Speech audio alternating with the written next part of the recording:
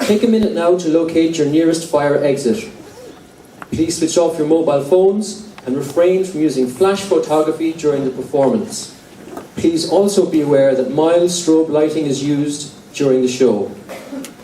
There will be no interval during tonight's performance, and any of you who are kind enough to buy raffle tickets, winners will be displayed in the foyer immediately after the show. As is customary, I would like to extend a warm welcome to fellow music societies who are in tonight. We have people in from Tipperary, from Kilcock, from HXT, a gang from Portmarnock, and we have people in from the National Performing Arts School. As you know, folks, later this summer we'll be having the Olympics in London, and we're very lucky tonight to have an Olympic champion in our midst. We have a young man by the name of Cian O'Connor, who recently won a gold medal at the Special Olympics for gymnastics. Please give him a huge round of applause. We're delighted to have you here.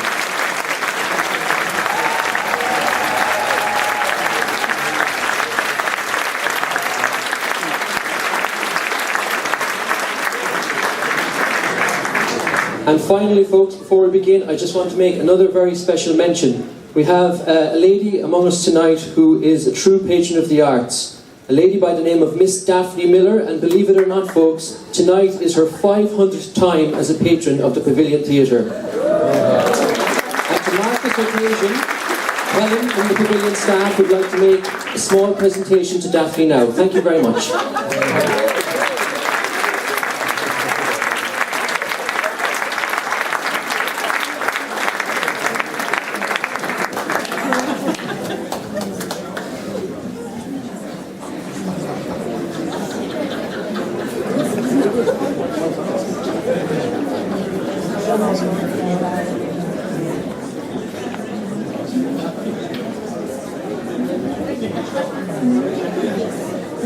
Okay, folks, all that remains for me to do is to ask you to sit back, relax, and enjoy tonight's performance of the Drowsy Chaperone. Thank you very much.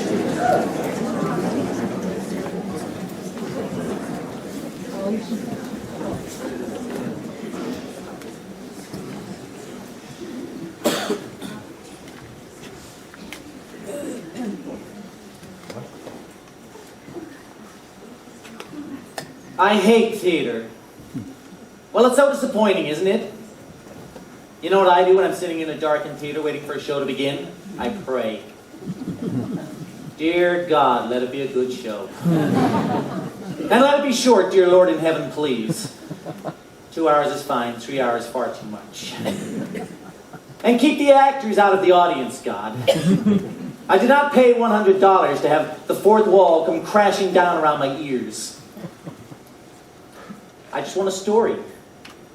And a couple of songs to take me away. I just want to be entertained. I mean, isn't that the point? Amen.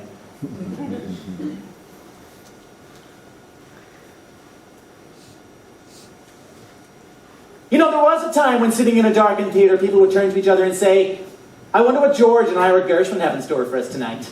Or can Cole Porter pull it off again? Can you imagine? Now it's, oh, please, Elton John, must we continue with this charade? There was a time you knew that when the show began, you'd be transported to another world.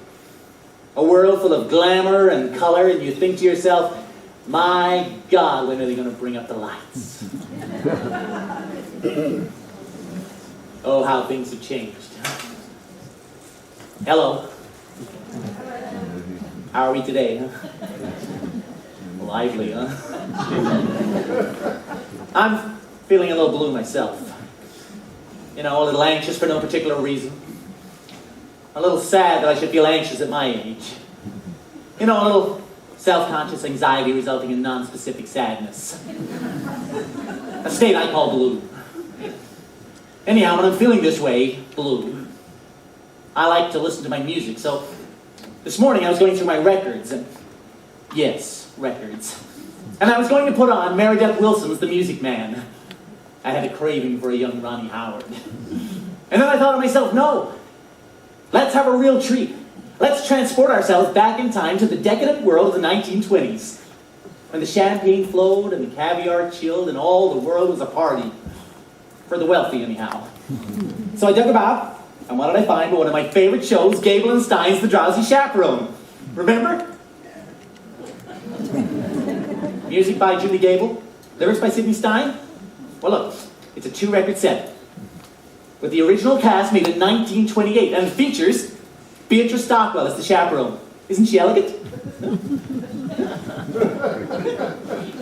That's a full 15 years before she became Dame Beatrice Stockwell. Can you believe it? Let me read what it says on the back. Look. Mix-ups, mayhem, and a gay wedding. Of course, the term gay wedding means something totally different now. But back then it just meant fun. And that's exactly what this show is. Fun. Say, would you humor me for a while? Would you let me play this for you? Yeah. Sure. I was really, really hoping you'd say that.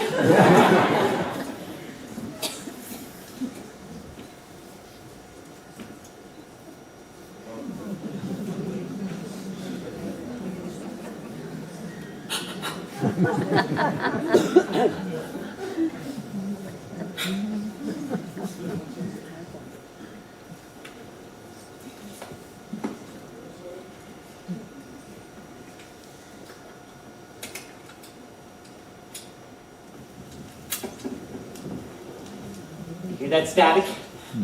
I love that sound. To me, that's the sound of a time machine starting up. Now, I want everybody to visualize.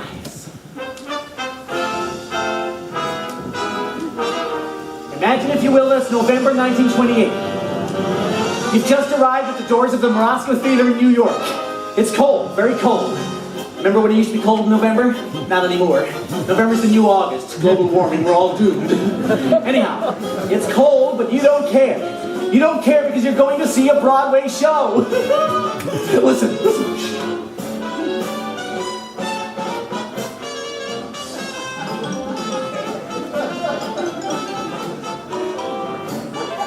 Isn't this wonderful? Helps if you close your eyes.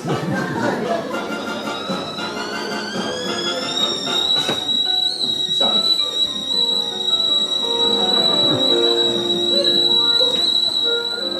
Overtures. Overtures are out of style, you know. I miss them. You know, it's like the show's way of welcoming you. Hello, welcome. The show's about to begin. In the meantime, would you like an appetizer? It's exactly what an overture is. It's a musical appetizer. You know, a prawn cocktail of tunes, if you will.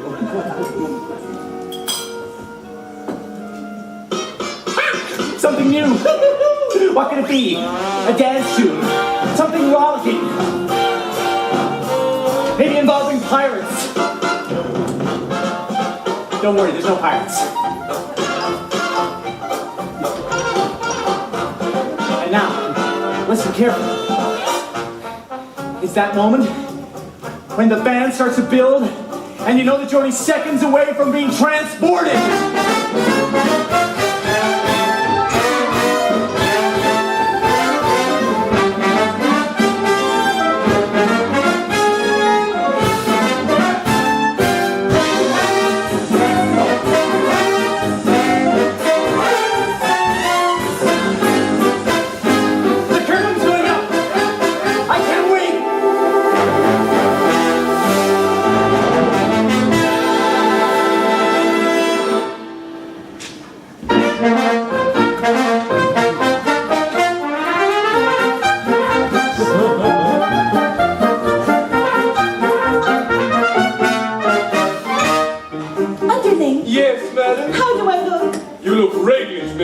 I do love this dress so. It never goes out of style. It's a miracle, madam.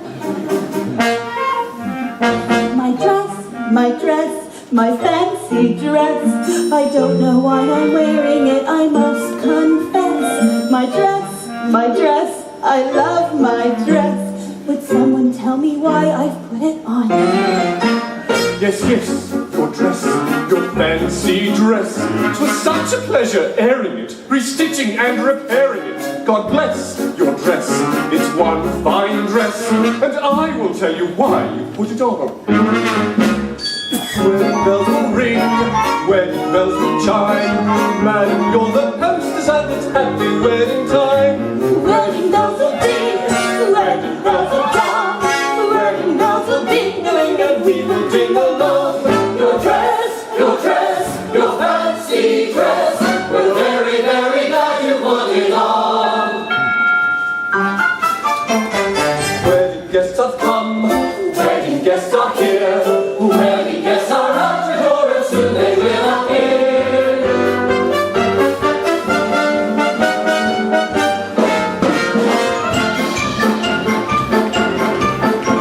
I'm Robert, the bridegroom. I'm here to marry Janet. That's Arabelle's folly, whom I love a lot. I'm George, that's George, the best man George. I'm honored to be doing what a best man ought. Ha, Mrs. Toppendale. Now don't worry, I've got this whole wedding planned out. The key is organization. See? Each string represents a task yet to be completed. Pay the musicians, book the florists, yell at the minister. This whole wedding's gonna run like clockwork. Oh, there's going to be a wedding. I'm Celtic producer. I lost my leading lady. I gotta stop this wedding or I'm not worth squat. I'm kidding, just kidding. I came with Mr. Felton. I'll be a leading lady if I get my shot.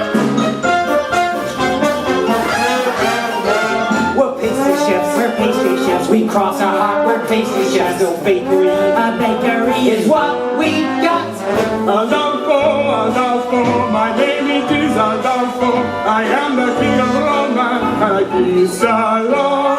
You are the king of Rome, so you kiss our Lord. Wedding bells will ring, wedding bells will chime, wedding bells will celebrate a happy wedding time. Someone hasn't come, someone isn't here. Where is Janet Van the Reverend? When will she appear?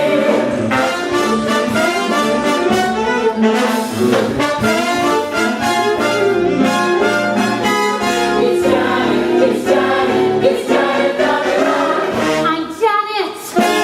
Janet Van de Graaff. Here to marry Robert Martin. Giving up a life of glamour to tie the knot. Am I late? I'm the chaperone, chaperone of Janet Van de Graaff. Maid of honor, friend and confidant, and all that rot. Where's the bar? A wedding, hooray! It's prohibition, madam. A wedding, okay. Good thing I brought my own. A wedding today. Champagne makes me drowsy. It's really happening, truly happening. What's happening? What is happening? I'm Trix, the alien Trix, queen of the sky. I circle through the stars in my modern acrobat. I'm Trix, the alien Trix. I've gotta fly. I'll see you when they tie the knot. A wedding, hooray! Ding-a-ling, So there we have it. All the guests have arrived.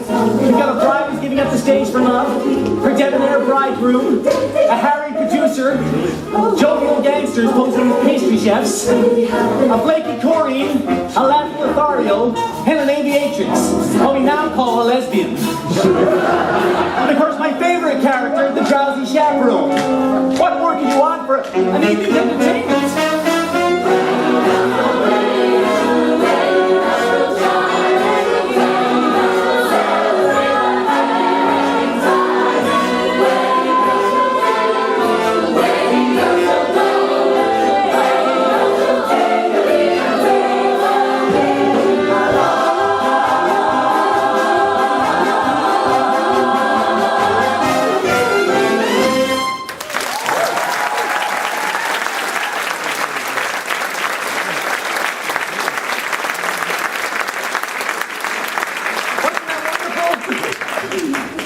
ding-along. I don't even know what that means. Okay, I'm going to lead you to this record as best I can. And don't worry, it won't be hard to follow. The characters are all one-dimensional and the story is incredibly simplistic. We begin with a welcome from the debonair bridegroom. Well, I just want to thank you all for coming. I must be one lucky fella. Why, who would have thought that I, Robert Martin, would be marrying a glamorous showgirl, and that glamorous showgirl would be willing to give up a successful career for me, Robert Martin. Now, if it weren't for Prohibition, I'd say let's raise a glass. Oh, hear, hear. To Miss Janet Van de Graaff, the most beautiful girl in the world. Absolutely not. Excuse me. The groom mustn't see his bride on the day of the wedding. It's bad luck. I hope you heard that because that's the plot, basically. Hang on for the ride. Breakfast will be served in the Arabian room. Say, it's a little early in the day to be drinking, isn't it? I don't understand the question. You keep Janet away from Robert. You understand? You're the chaperone. It's your only job. Aye, aye, mon Capitan. Oh, Robert, who's my little monkey? I'm your little monkey. And so the bride and groom are whisked away, and we turn our attention to the B plot, which involves the producer. Mr. Felton? Getting married and leaving show business. Mr. Felton? I mean, doesn't she know I got obligations? Mr. Felton! I could be your leading lady. Well, you said it yourself. I'm useless in the chorus. Kitty, for the last time, you ain't got what it takes! Oh, but I've been taking lessons in singing and acting and ballet. Ballet? Yeah, and I'm pretty good too. Last week I auditioned for Swanee Lake. A little annotation. Kitty and Felsig were a couple in real life. Jack and Sadie Adler. Now this is a familiar comic construct, you know, a stupid woman and her long-suffering companion. The irony here is that Sadie actually was quite stupid in real life.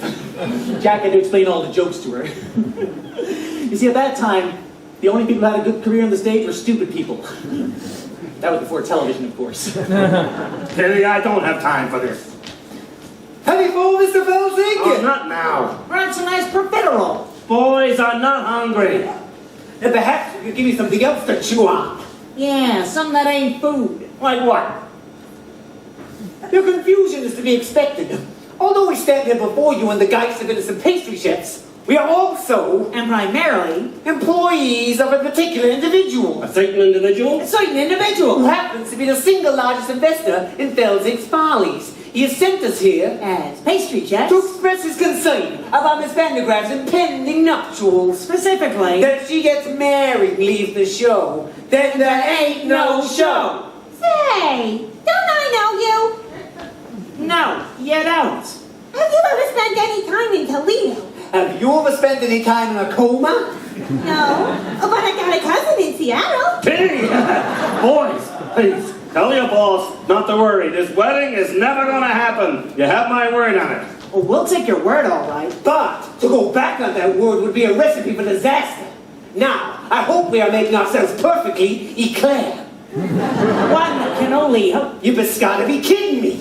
Trifle much, so talk with me. All right, boys, enough with the pastry chef gags. Alas, we ganache. We're on the lamb. Lamb's an entree, you macaroon.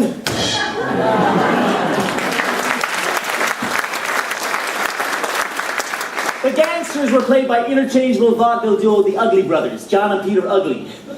Well, they were born Abraham and Mendel Milosevic, but they were renamed at Ellis Island by an immigration official with a sense of humor. They were a typical example of the early Broadway gangster, full of wordplay, stylized movements, not very intimidating. Unless you find dancers intimidating. Which I do, but for reasons that would not be appropriate to this situation.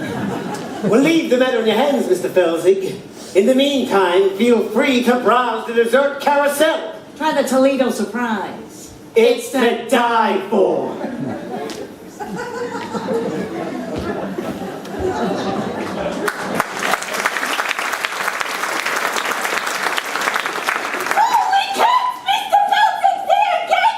Very perceptive. Now go powder your face. Oh, I gotta stop this wedding, but how? Oh, dear Lord in heaven, how?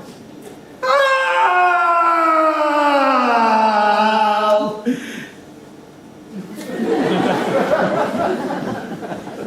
I always thought that one was a little overplayed. Anyhow, with the story well underway, let's go to the groom's room.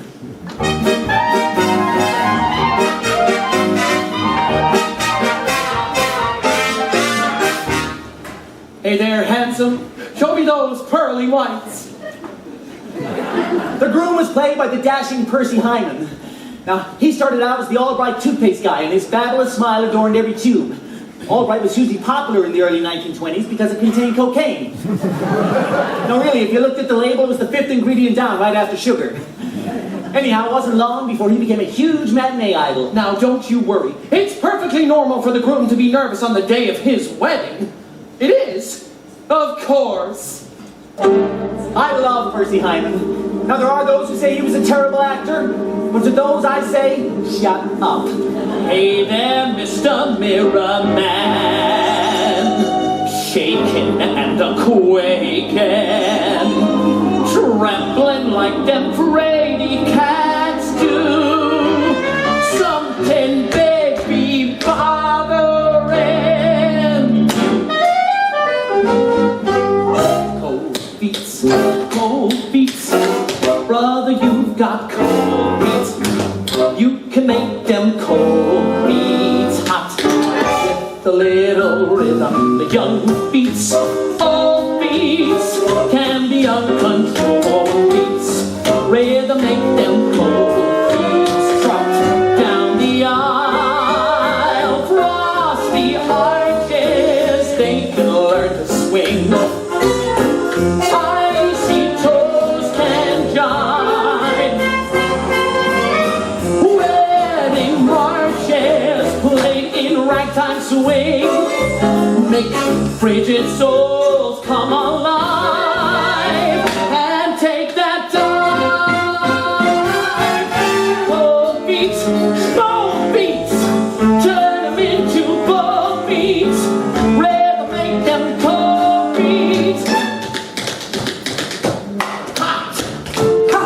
You don't say! Well, why don't you just climb back into your mud hole, you backstabbing worm? Well, now I have to find another minister. Say, what are you up to? I'm singing a song an old Negro taught me. A Dixie remedy for wedding day jitters. Ha! You think you got jitters? You got the easy part. I still gotta get the rice, the boutonniere, and a minister. I have the weight of the wedding on my shoulders, George.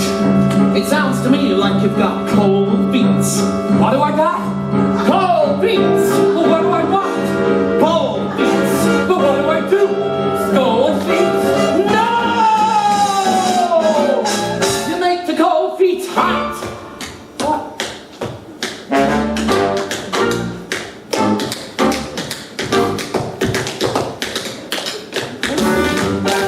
Yeah, now you're getting it. That's it.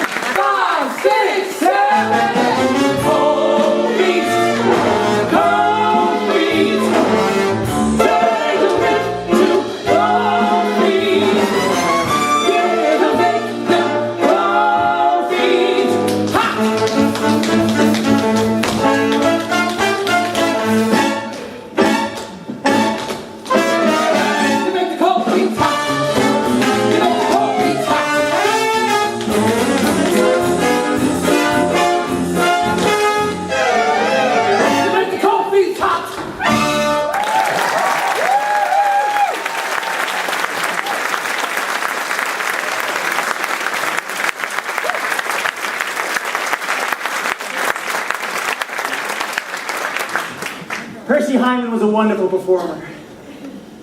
I like to think of him panting and sweating after a long, hard dance routine.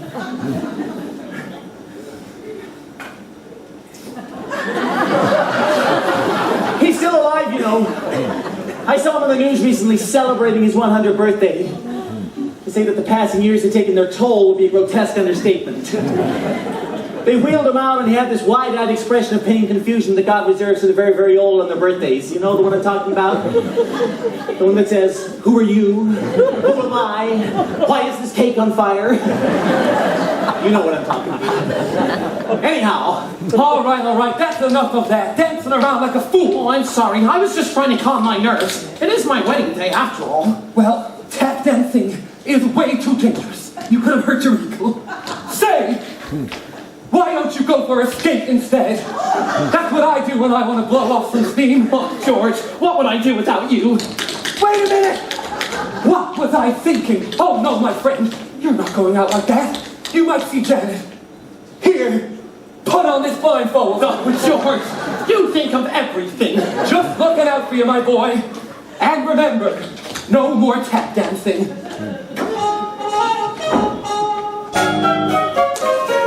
Wedding bells will ring.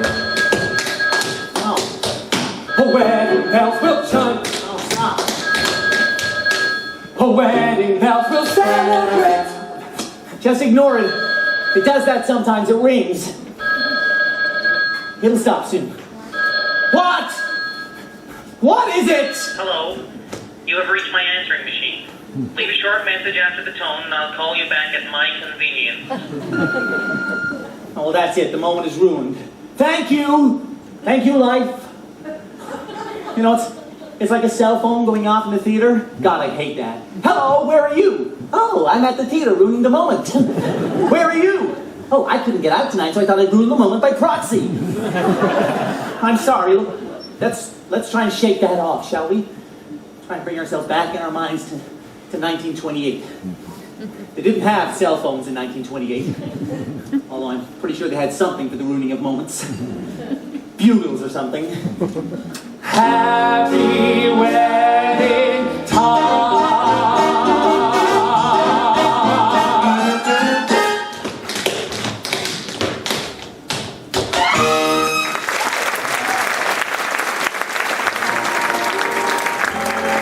And so the scene shifts.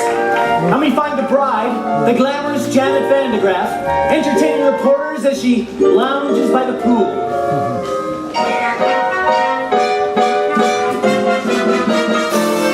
Miss Van de Graaff, is it true you're giving up a successful career to marry a man you hardly know?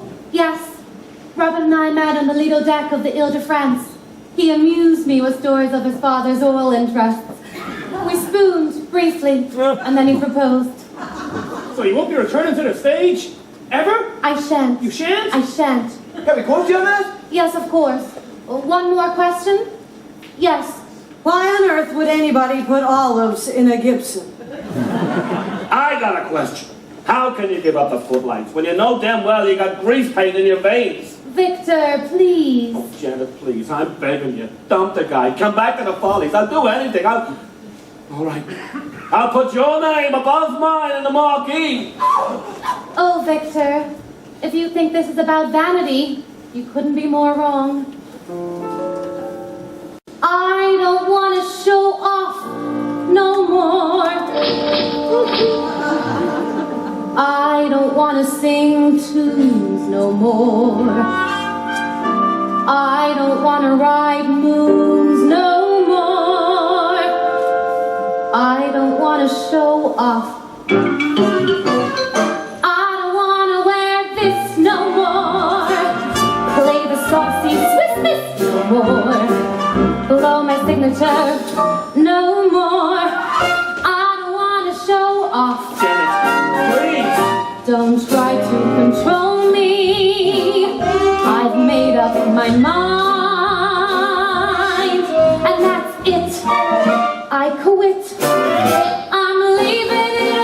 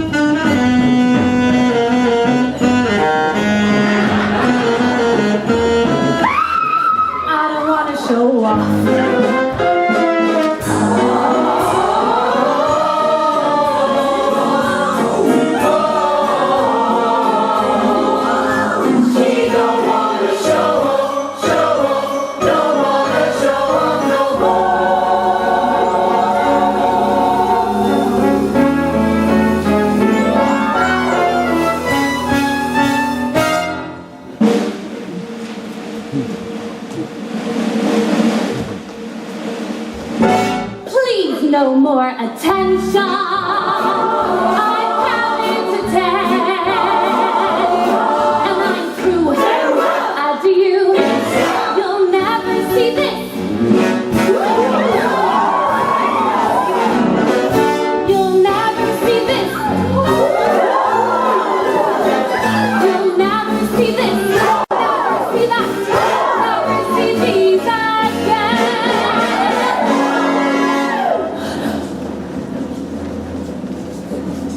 I don't wanna change keys. I don't want to tease more. I don't wanna say cheese no more. I don't care if you scoff. I don't wanna be teased no more. Praised no more. Grabbed no more. Touched no more. Loved no more. I don't wanna show off. I don't wanna show off. I don't wanna show off.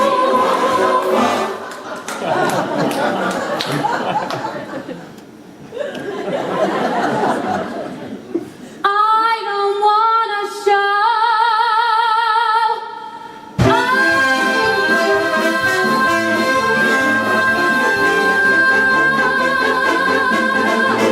No more.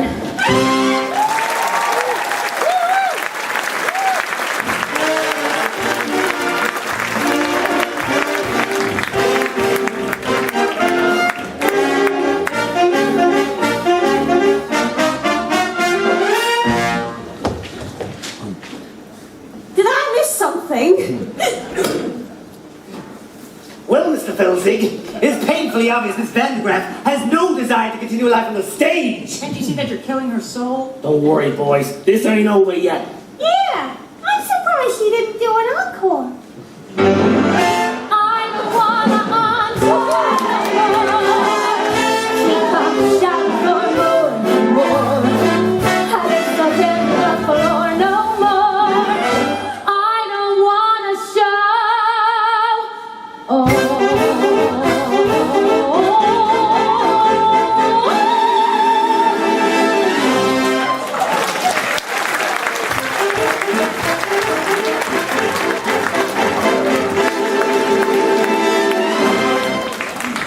That was Jane Roberts as the bride. She was the Oops girl, remember? I'm sure you remember the Oops girl. Don't you people read? She was one who was billed as having so much sexual energy that it caused all the men around her to have accidents. Spill their drinks and drive their cars into trees. And she would go, oops. I'm not really doing it justice, but people ate it up. She made a whole series of films. Oops, the Oops Girl Come Home, and Oops Girl Let's See, which won an Oscar for special effects. All right. Begging and groveling didn't work.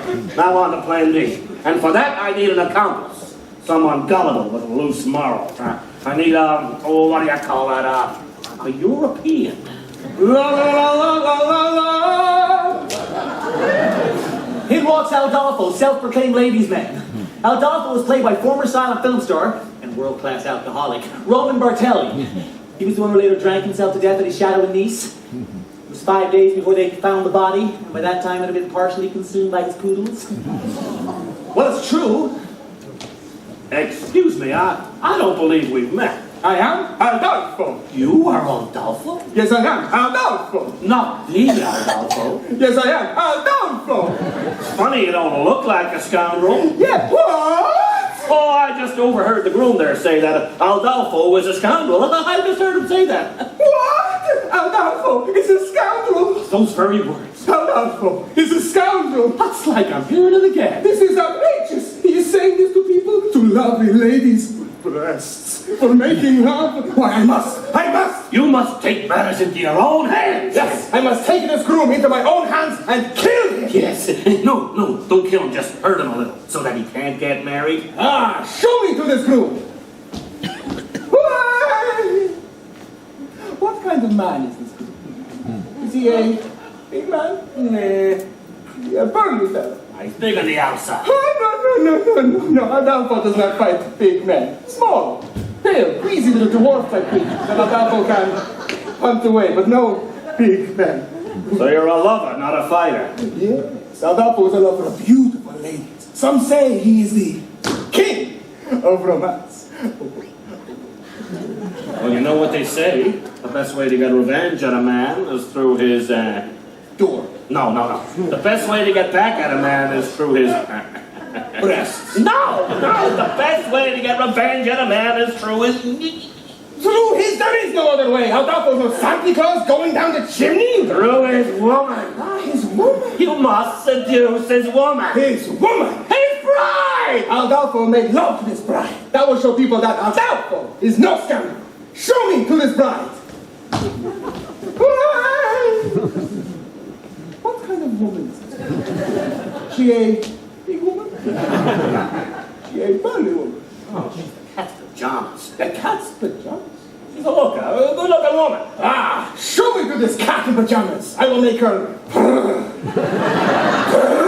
You get off of me. Cat pajamas! Hold on, I have a little what the band looks like. That was Roman Bartelli chewing the scenery. Of course, you'd never get away with a performance like that nowadays, would you? Mature contemporary audiences are far too sophisticated to enjoy broad racial stereotypes on the stage. So we banished them to Disney instead. Let the children sort it out.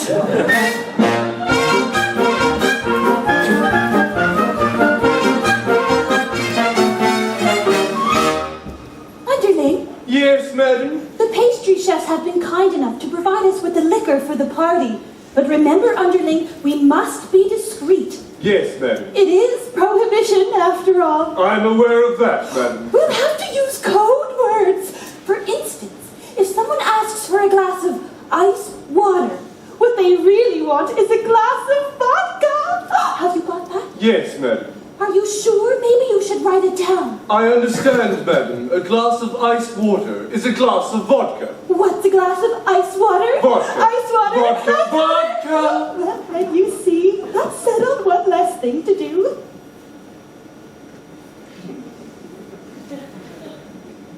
Underling, Yes, madam. might I have a glass of ice water? I found that meeting with the pastry chefs rather trying and would really enjoy a refreshing glass of ice water.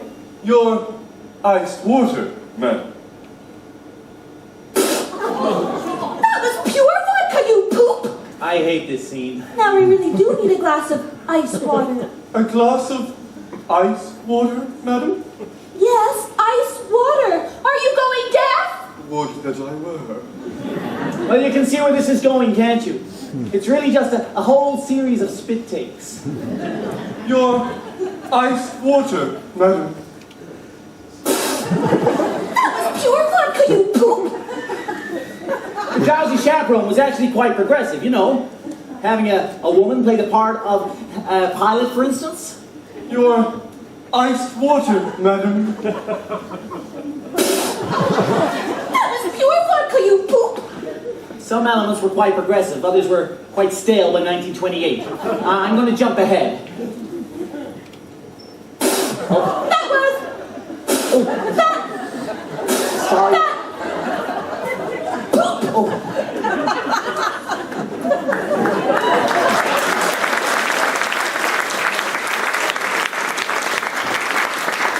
Where are you going? To find some lime juice, madam. Lime juice, for heaven's sakes, why? I'm going to wring out my eyebrows and make myself a gimlet!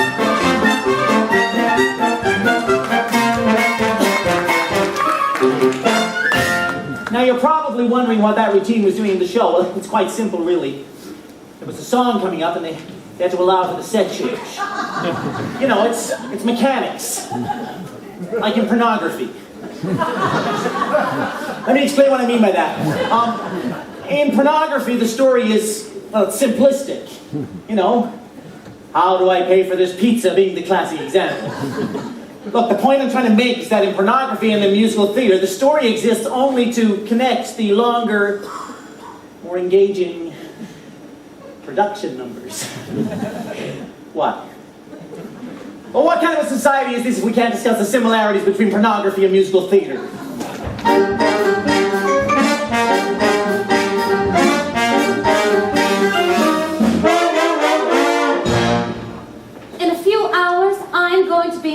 Robert Martin.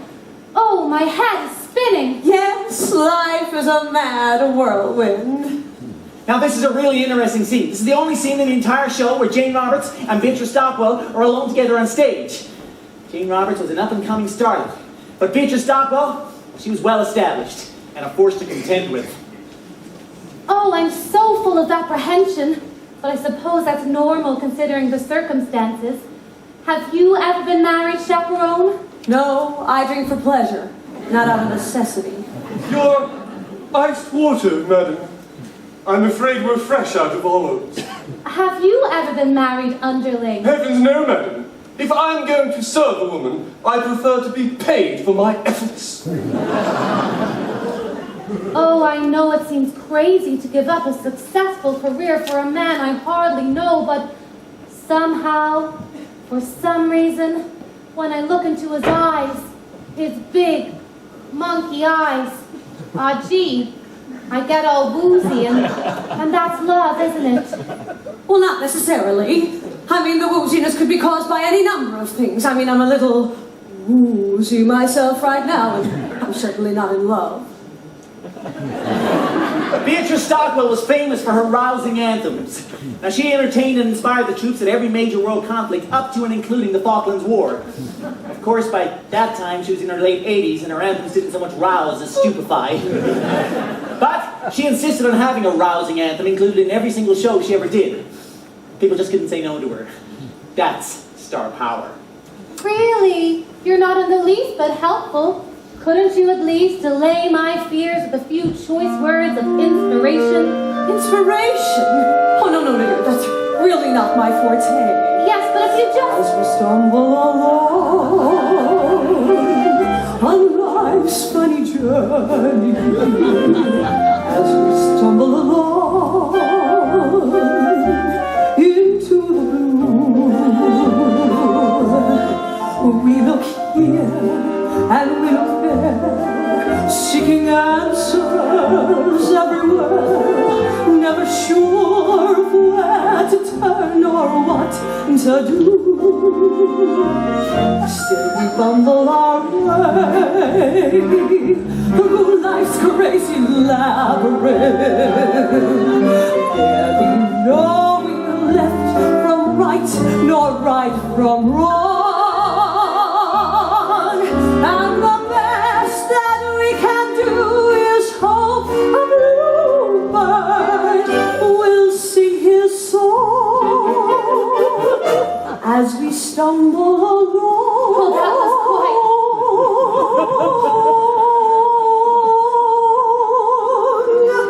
Well, that was quite nice, Chaperone, but I just don't see how that pertains to my situation. Let me explain. Well, that's really not necessary. It's a dismal little world in which we live. It can bore you till you've nothing left to give. 7 overrated wonders, 7 underwhelming seas, 6 excruciating continents, Antarctica, oh please. Antarctica, oh please. Still, you mustn't let it lick you. This planet, oh so bland. Keep your eyeball on the highball in your hand. As we stumble along across life's crowded dance floor, as we push and we shove, we live and we learn. And when we finally leave the bar and we see that morning star, we pull our bootstraps up and homeward turn. And then we stumble away. The road dogs were lighting sunbeam, barely knowing right from right, nor left from wrong. But as long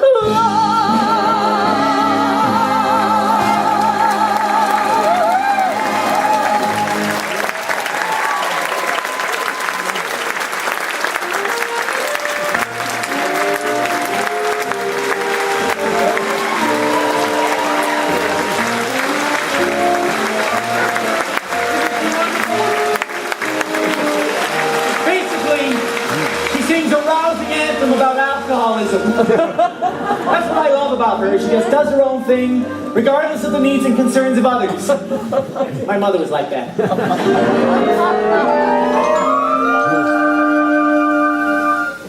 Well, that was quite inspiring, Chaperone. But I'm still conflicted. Oh, please tell me, is Robert the man for me? Well, my dear, that's something you're going to have to decide for yourself. But I just don't know if he loves me. Well, why don't you ask him? Why don't you say, Roger, do you love me? Robert. And I'm not allowed to see him. In fact, it's your job to keep me away from him. You're right. And I take my responsibility very seriously, but I'm afraid at this moment I'm feeling terribly, terribly drowsy. And I'm going to have a lie down. Now, whatever you do, don't go running through the gardens, seeking out your fiancé and asking him the question on which your future happiness depends.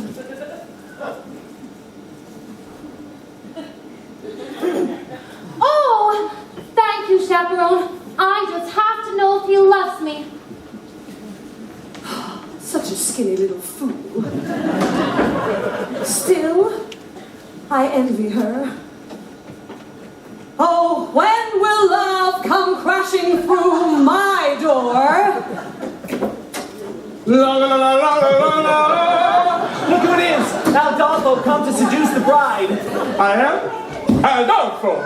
Try not to think of the poodles while you listen to this part. I am Aldolfo, and you are bride. No, I am not. What? This is the bridal suite? You are the only one here, therefore you must be bride. Interesting argument, but I'm afraid you are a moron. What? Me, no bride.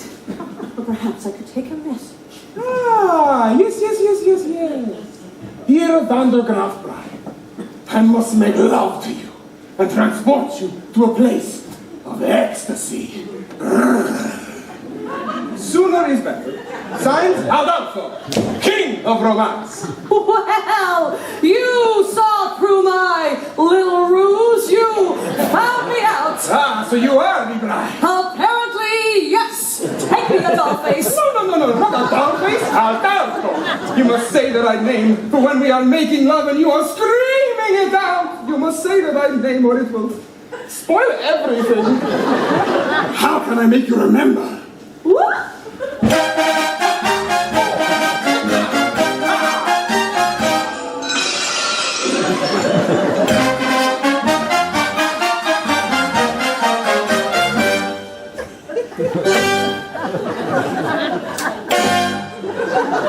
I'm sure that you have heard the name Aldolfo, a ladies' man who wins acclaim Aldolfo.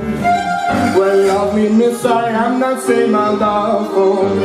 I introduce myself, I am Aldolfo. Nice to meet you, shall we? Not so fast. So just in case you didn't hear Aldolfo, I'll try to make it very clear, Aldolfo. The lovely ladies always cheer Aldolfo. When I repeat myself, I am Aldolfo. Understood. I can sing it high, Aldolfo. I can sing it low, Aldolfo. I can sing it very fast.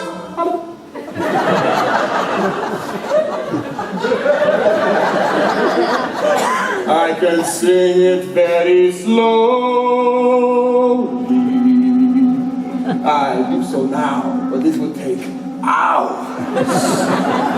Now let us see if you can remember my name. I'll give it a shot. Now who's the fellow that you see? Aldolfo. And how shall you refer to me? Aldolfo. And who is it I'll always be? Aldolfo. Now sing it proudly. You are Aldolfo.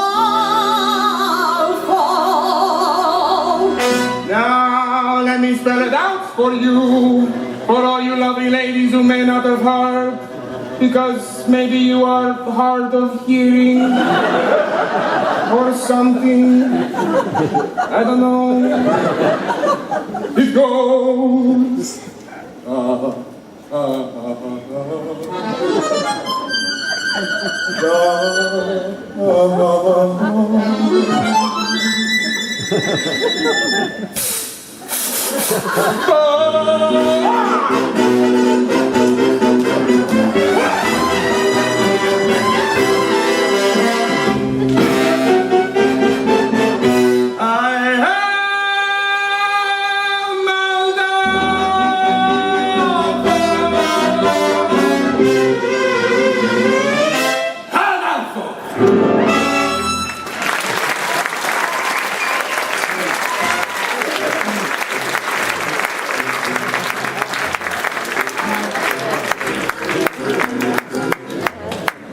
mother's favorite song in the whole show. I think it was her secret fantasy to be seduced by a Latin lover. Well, a real Latin lover, not a buffoon.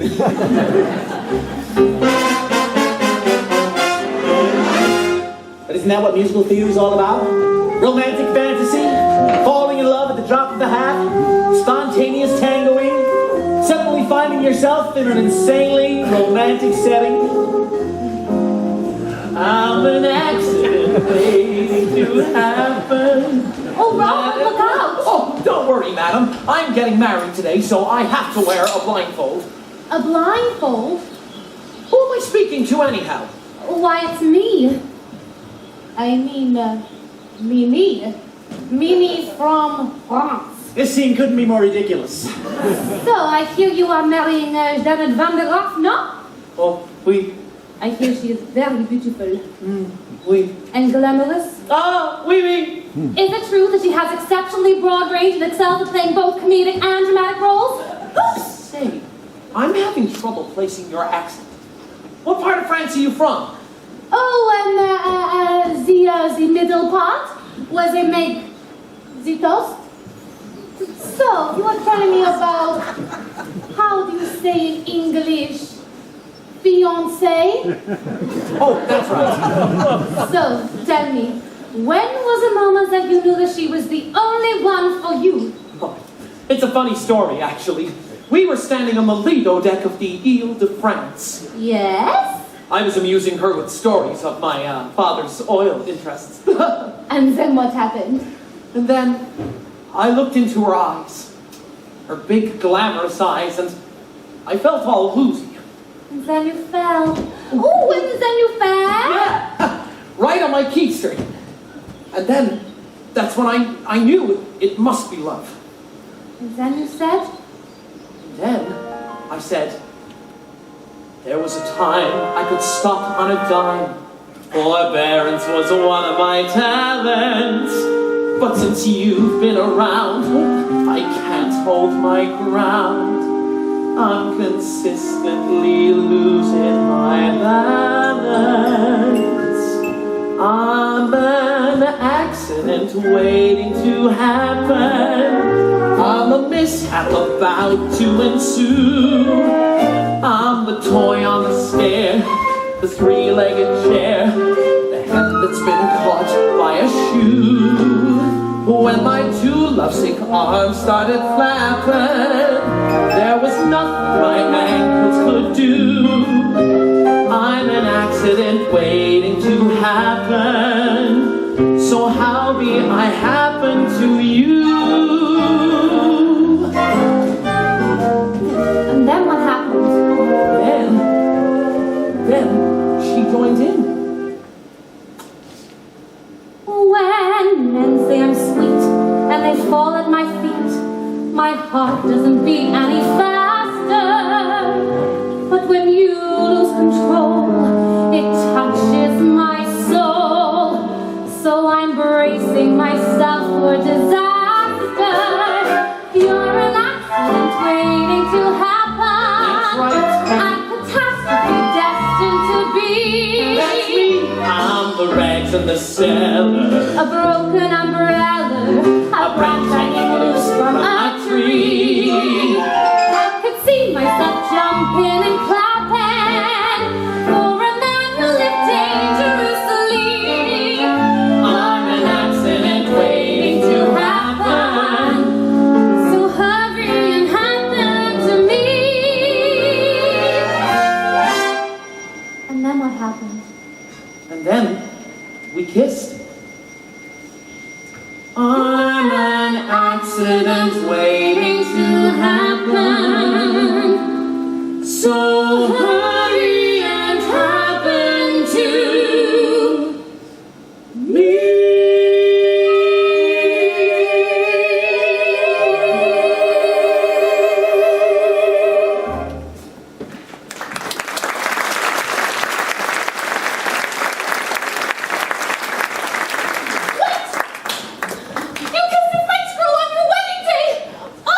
Oh no! What have I done? Wait! French accent and the blindfold have caused a terrible misunderstanding. What a mess! Will it all work out in the end? Of course it will. It's a musical! Everything works out in musicals. In the real world, nothing ever works out. And the only people who burst into song are the hopelessly deranged. Mr. Felton! Where is that philandering foreigner? Mr. Felton! I mean, how long does it take to seduce one bride? You don't need Janet no more. I've been working on a mind-reading act. Oh, Kitty, no. Presenting Kitty, the incomprehensible. Now, think of something. Oh, I'm thinking of something, all right. Wait. I'm getting it. Pick up some milk and a loaf of rye bread. And don't forget to shave your legs. Mr. Felton? You're reading your own mind, you idiot. Oh, well, no wonder it was so easy. Mr. Felzig, it would seem that the wedding's proceeding according to schedule. Now it's time to receive your just desserts. What do you think, partner? Should we whip up something special for Mr. Felzig? Yeah, how about a Toledo surprise? An inspired choice. Toledo surprise? I never heard of that. No, you haven't. Those people who have heard of it are generally never heard from again. Well, explain the recipe to you. First, you chop the nuts. Then you pound the dough. Then you bake it nice and slow. Then you got a Toledo surprise.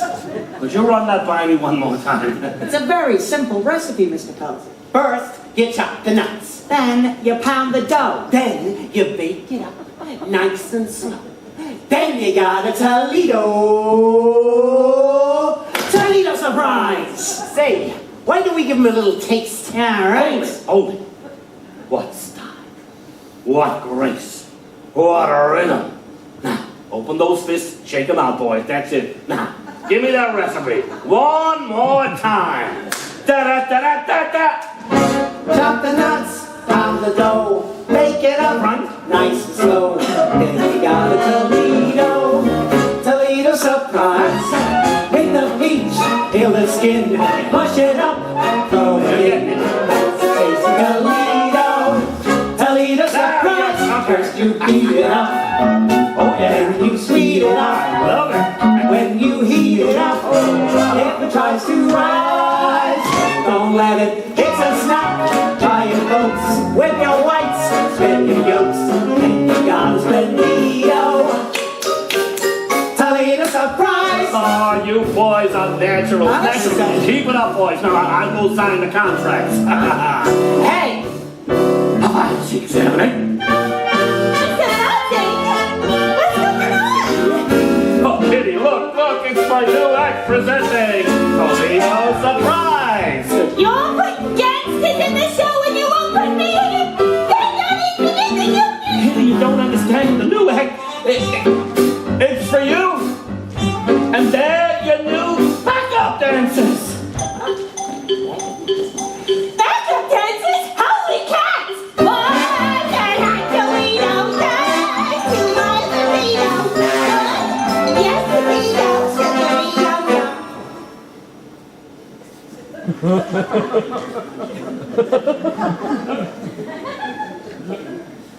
Surprise! Grease the cream, grease the pan, flip the spoon, flip the pan. Let's you bust your tuxedo, Toledo surprise!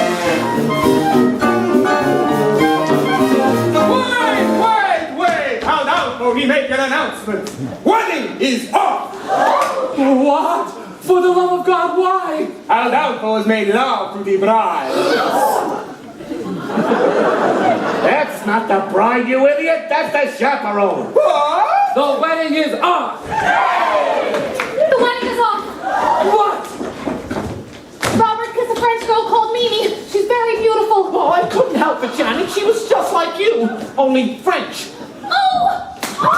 Sweet mother of pearl! Oh, there's going to be a wedding. Not anymore. Oh, what a tragedy. What a wonderful, wonderful tragedy. Clear the floor, boys. I'll show you how it's done. First you beat it up, then you speed it up, then you heat it up. If it starts to rise, don't let it.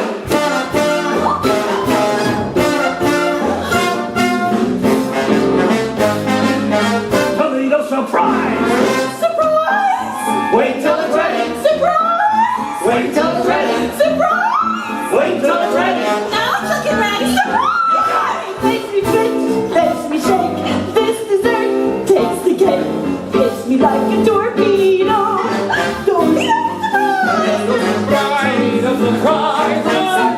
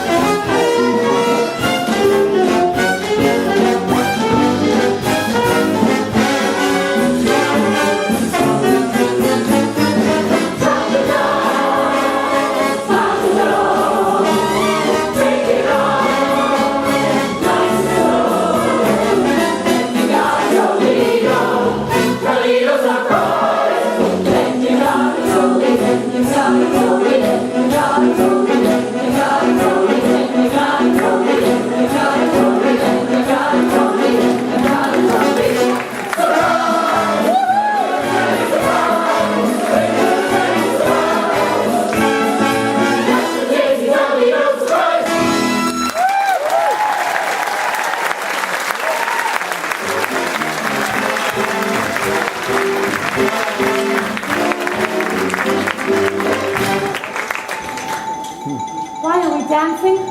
Our dreams are in tatters. Yes. Yes. But the tune is so infectious. Oh, Robert, this is the saddest day of my life.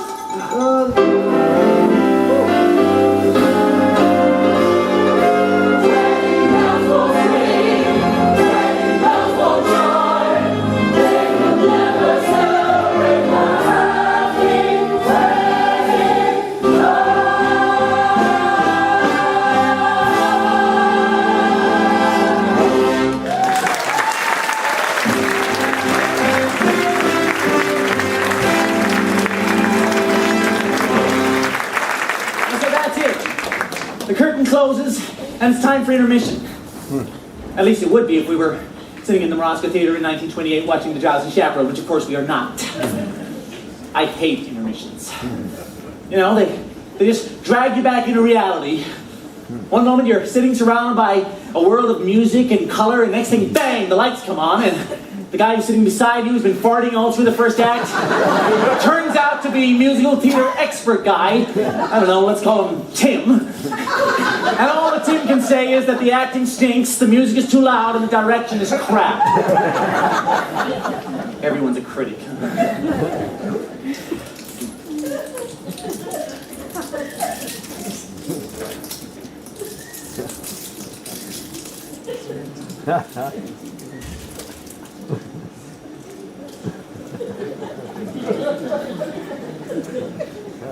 It's a power bar. I've got a bit of a blood sugar issue. Have to eat small meals all day long or I get jittery.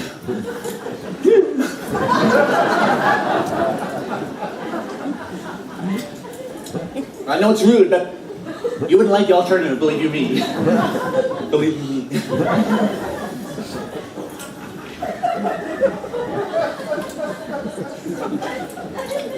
Remember my wedding day? ceremony wasn't until 4 o'clock in the afternoon. I had no breakfast, no lunch, nothing to eat all day, and I was like, I do.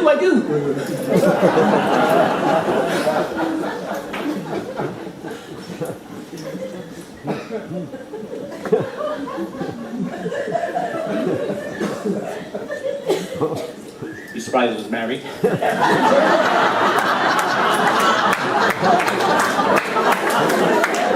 Yeah, well, there you go. Shouldn't go making assumptions about people, should you? I'm a very complicated person. I've got to go pee now. Before I go, I'll go back and put on Act 2. I won't be long.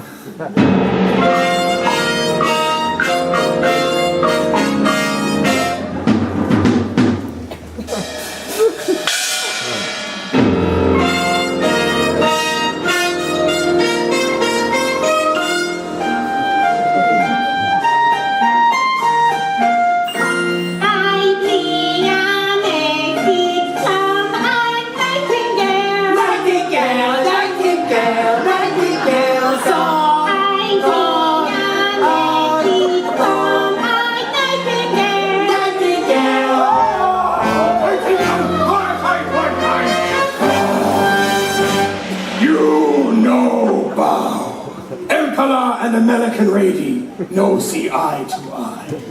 But, Emperor, surely a different outlook could change your point of view. Precisely. What is it about the Asians that fascinates Caucasians? What is it about the Asians that's so nice? Is it the wontons, the egg rolls, the rice? Perhaps it's Buddha or Confucius and their excellent advice. What is it about Caucasians that mystifies we Asians? What is it about Caucasians that's so They call a pretty lady a blah.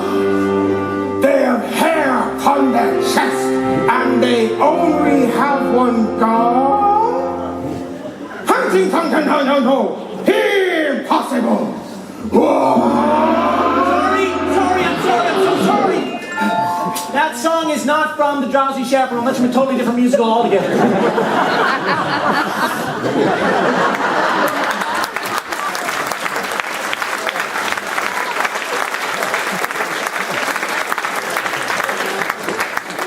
I'm so sorry. You see, I have this woman who comes in once a month, and she cleans the things that I absolutely refuse to clean. She's very good, but she has this annoying habit of putting away my records and putting them in the wrong sleeves. And I say to her, no touch records, Carmela. No touch records, Carmela. Perhaps if I spoke to her in full sentences, she might not touch my records. Anyhow, that song was from another Gablenstein musical, The Enchanted Nightingale. A degrading piece of chinoiserie about an emperor who was told by his American elocutionist to marry a nightingale. I know. He ends up building the Great Wall of China. A degrading piece of chinoiserie and a slap in the face to 4,000 years of Chinese history. But it's got some nice tunes. Now, you probably saw Beatrice Stockwell there as the American elocutionist. Yeah? And anybody notice Roman Bartelli as the emperor? He was a man of 1,000 accents. Every one of them insulting. Act 2 of the Drowsy Chaperone begins with this. A haunting lament from a very depressed bride. Now she sings it, standing on her balcony, bathed in the pale blue light of a sympathetic moon, which is ridiculous because it's the middle of the day. Now as you listen to this, I want you to block out the lyrics. Try not to listen to them. I know that's difficult, but they're not the best. But it's a beautiful tune and it really conveys the bride's state of mind. Just please try to ignore the lyrics.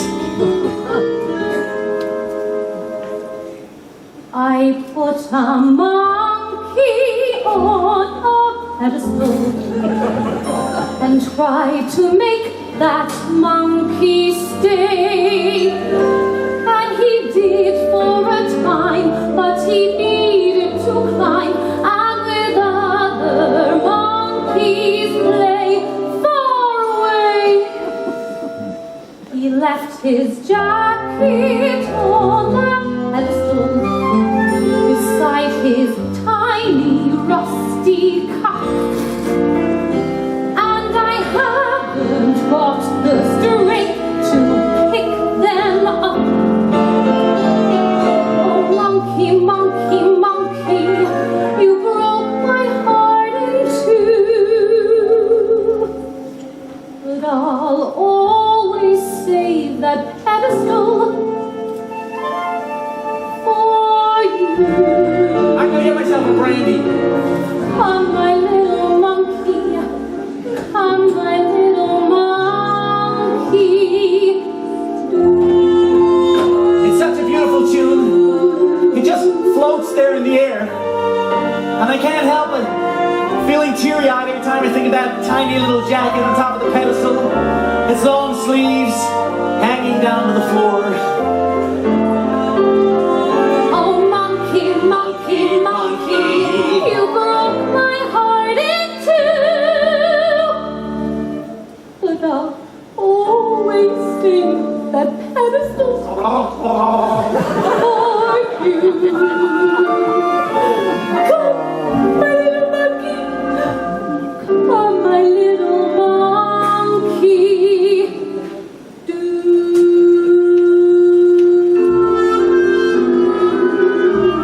Here we go.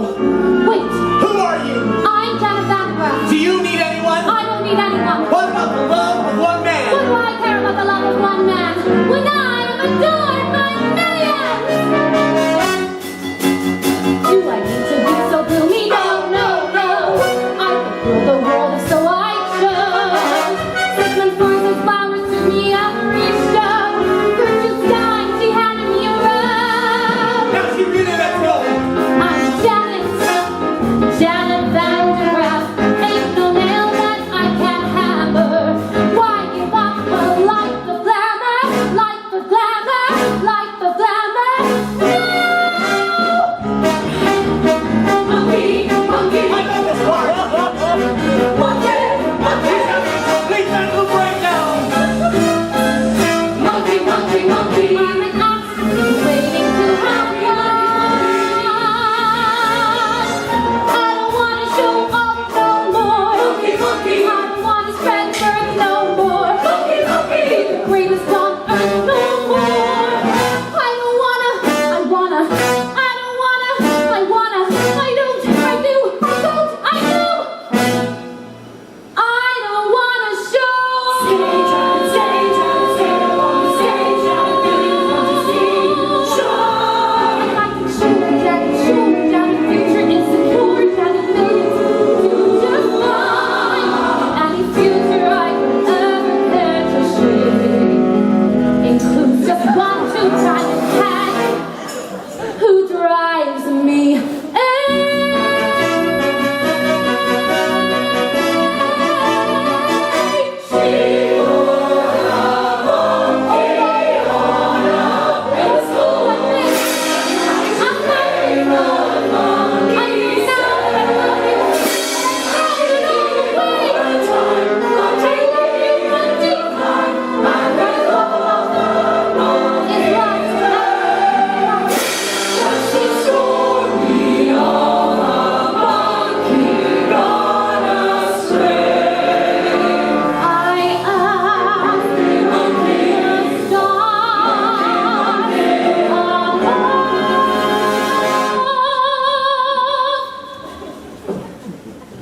Is it the monkey or my pedestal?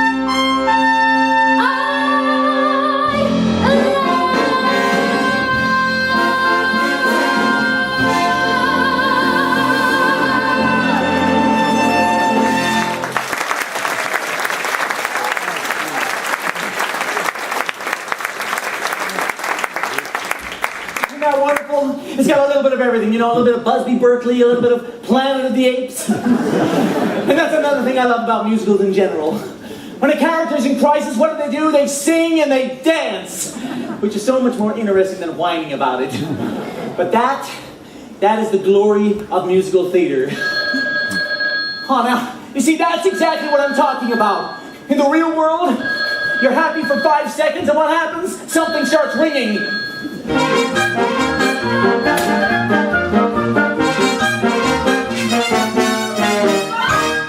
What a beautiful day for a wedding. Shall I have the pews removed now, madam? Or would you prefer I wait until morning?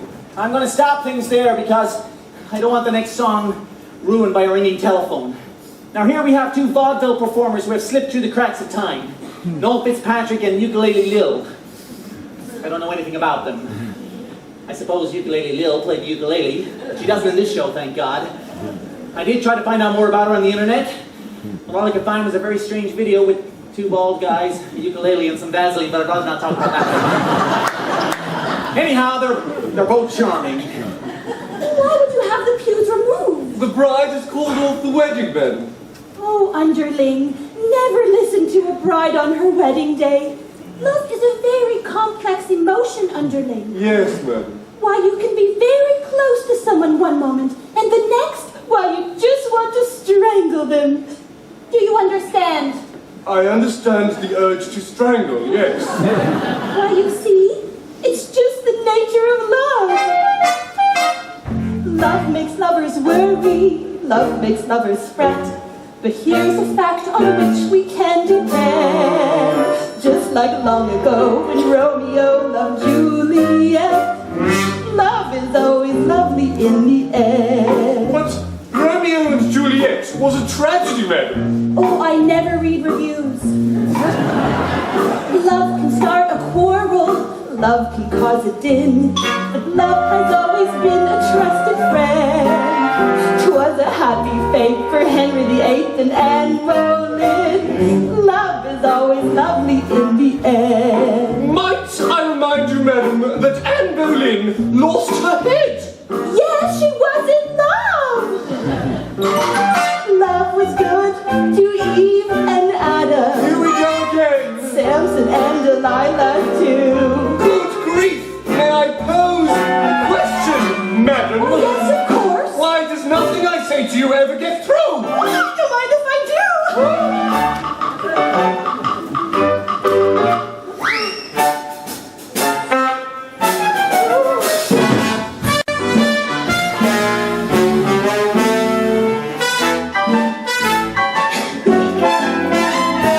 Love is always lovely in the end. I found that rather taxing. Excuse me, madam, while I pour myself a glass of iced water. Love sneaks up behind you, love falls from above, but love would never consciously offend.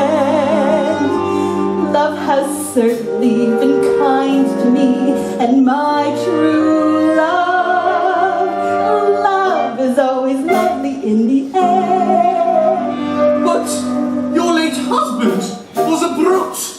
I don't mean him, you silly coot.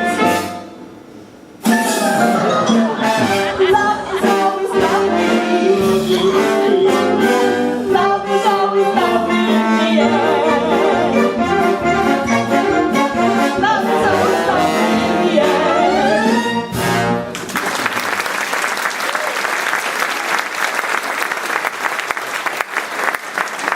Yes, that was charming.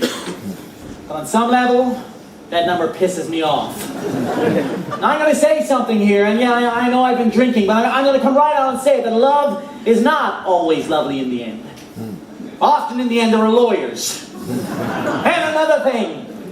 And another thing. Surely somebody was aware of the awkward sexual connotation of that title. Love is always lovely in the end. Or is it just me? Well, look, I suppose what I'm trying to say is that that number is naive, and irresponsibly so. I'm sorry, but I just felt that needed to be said for the sake of the young people.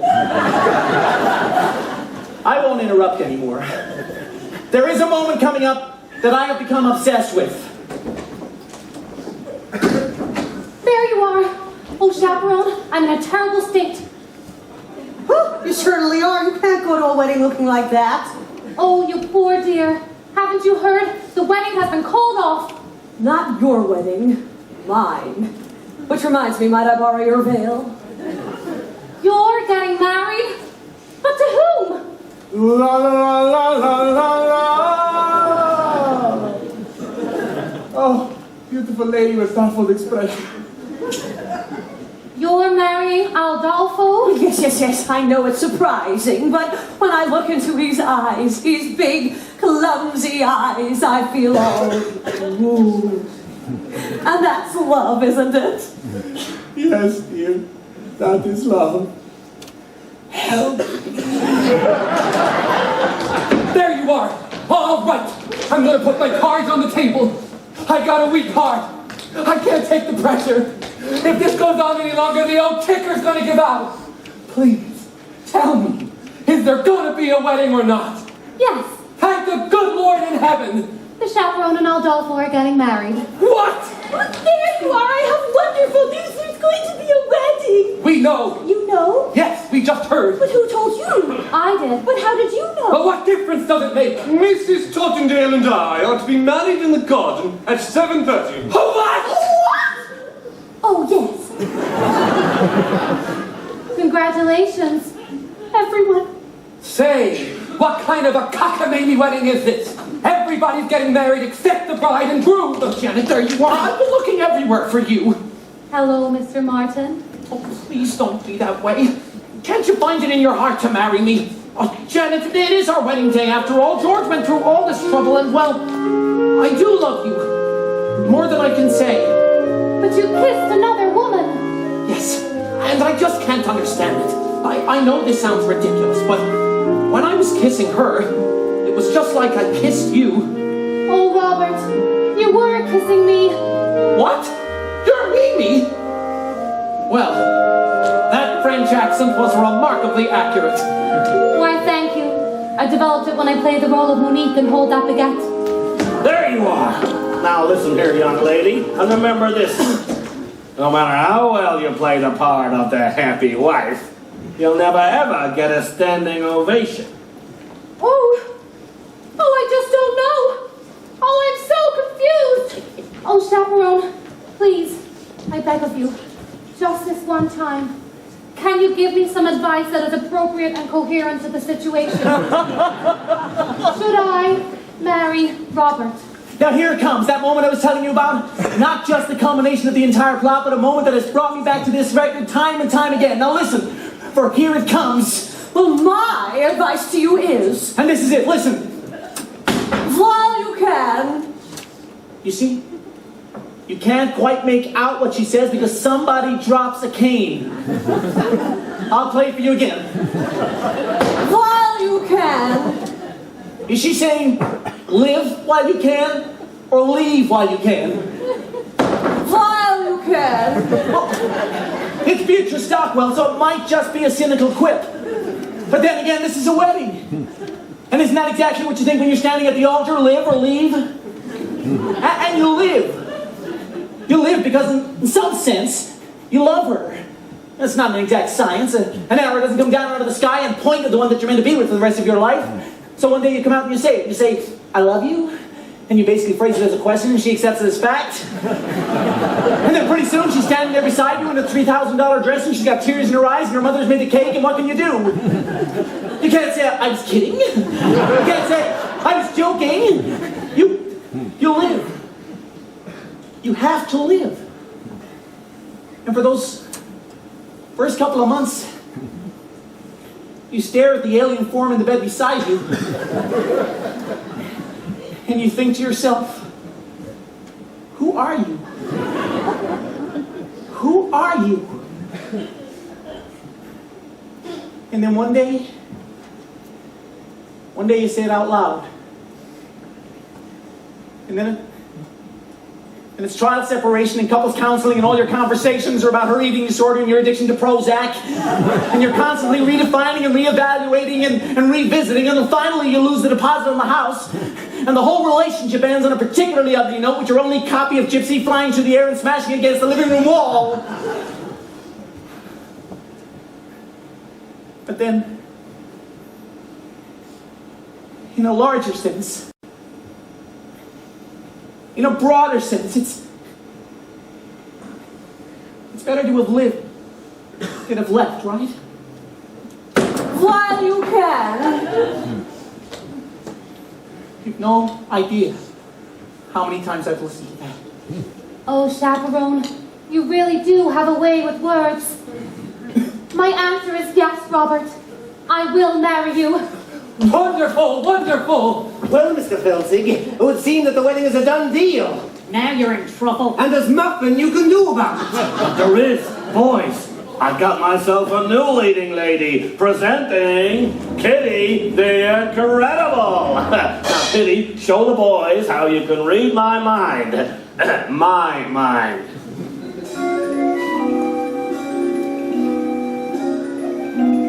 Kitty, will you marry me?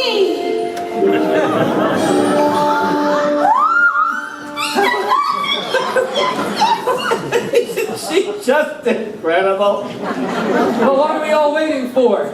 You ladies go put on your frillies. We'll all get married in one big clump. That's how they do it in Utah. George, I don't know how you pulled that off. 4 weddings in one day. I guess you're everybody's best man now. I am? Yeah, of course. I am. Hip, hip, Hooray! He's George, the best man George.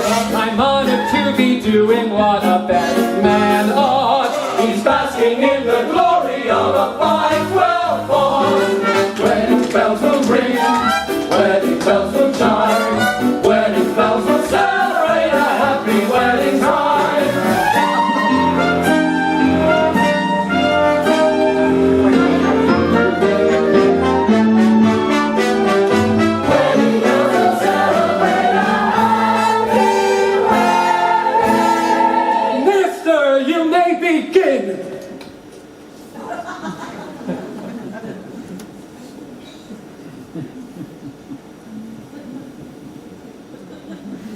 Oh no! I forgot the minister!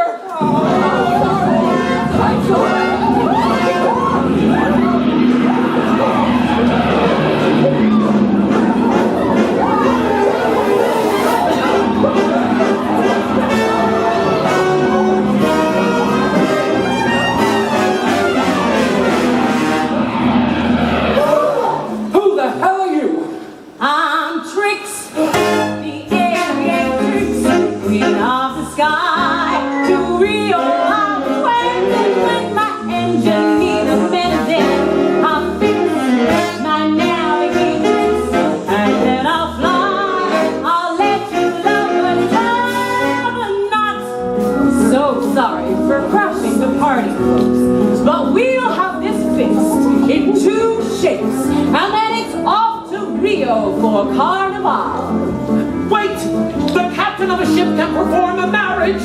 Yes! And a pilot is comparable to a captain. Yes! And the plane is a kind of sheep. A sheep of the air?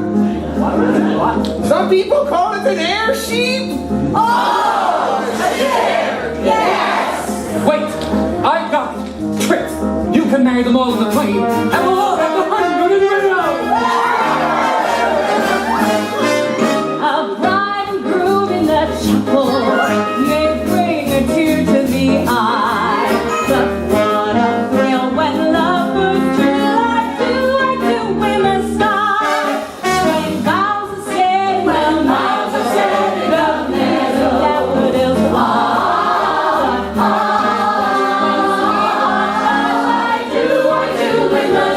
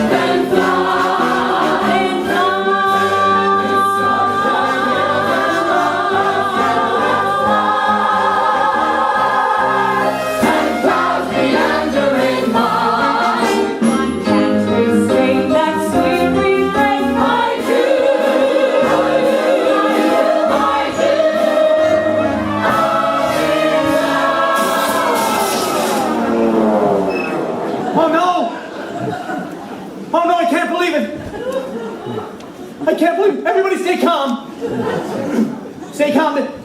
This happens sometimes. It's a very old building with very, very bad wiring.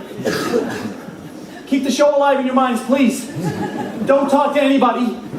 I said don't talk to anybody! Keep the show alive in your mind. 1928. I'm gonna go and try and find the fuse box.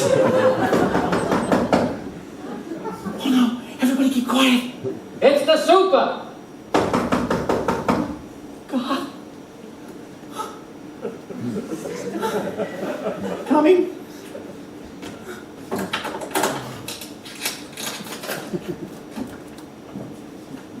Hi. Hello. Your lights are out. Yes. Yeah, we just shut the power off because we're replacing the breaker panel in the basement. Yes. So we replaced it, but when we turned the power off, the breakers in all the apartments tripped. Oh, yes. It happens. It's normal. Yes. So I gotta reset your breakers. Now? Yeah, it'll only take a second. Oh, yeah, okay. Yeah, come on. Because I tried calling you earlier before, but there was no answer. Well, I've been having a little problem with the phone. Now let me see what have we got here. Not you, bada bing, bada boom. Ah, here we go.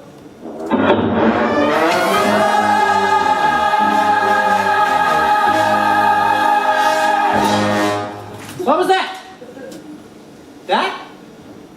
Oh, it's nothing. Just some music, that's all. What kind of music was that? Just, a show, a musical. You like musicals? No. I love musicals. I go with the wife all the time. It's amazing what they can do nowadays. Did you see Miss Saigon? They landed a helicopter on the stage in that one. Yeah, I've seen them all. Cats, Les Mis, Saturday Night Fever. Although I like the movie better. Ha, ha, ha, ha. Stay alive, stay alive. Ha, ha. Thank you.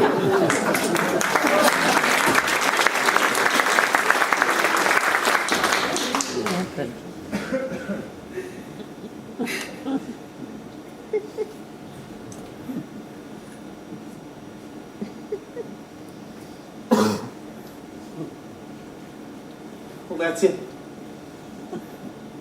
Through it. One note away from the end of the show, and the whole thing is ruined. I should just go back and play the whole thing again. No, I can't do that. Look, I'm sorry. I have to understand it. This is so frustrating. I love the show. I've never even seen it. My mother gave us the record just before my father left. Oh, he didn't leave because of the record, although I'm sure that didn't help, but... Look, I know it's not the perfect show. The spit take scene is lame, and the monkey motif is labored, but none of that matters. It doesn't matter. Because it does exactly what a musical is meant to do. It transports you to another world. And it gives you a little tune to carry with you in your head. A little something to help you escape the dreary horrors of the real world.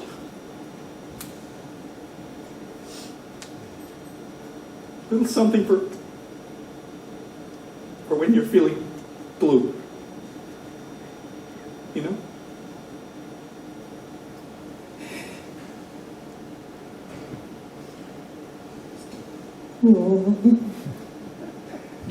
On life's funny journey, you stumble along into the blue. We look here, we look there, seeking answers anywhere, never knowing where to go or what to do. Still we bumble along. I don't wanna sing tunes All right, funny lad. Wedding bells will ring, wedding bells will chime. Knowing left from right, or right from wrong. And the best that we can do is hope a bluebird will sing his song as we stumble along. Still we bumble our way through life's crazy labyrinth.